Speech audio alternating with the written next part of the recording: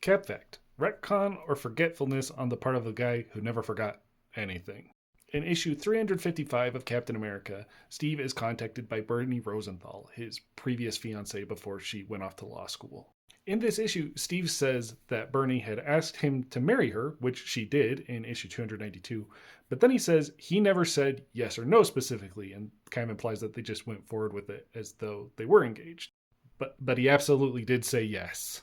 He didn't say yes in that exact issue, but in issue 294, he basically confronts her saying, hey, I can't marry you, and gives all those reasons of, my life is dangerous and I can't get, all that. And she doesn't take it.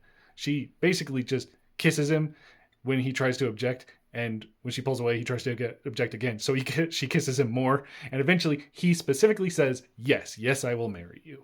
Now, the confusing thing is issue 355, in which he says, he never said yes or no. That was written by Mark Gruenwald, who was famous for his encyclopedic knowledge of superheroes.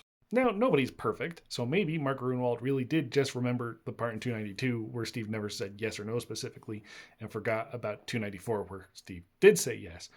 But there's also the possibility that Mark Gruenwald is just retconning things. It can feel a little weird for somebody who is as morally upstanding as Steve Rogers is to let something as important as an engagement lapse, and so maybe this is to try and account for that.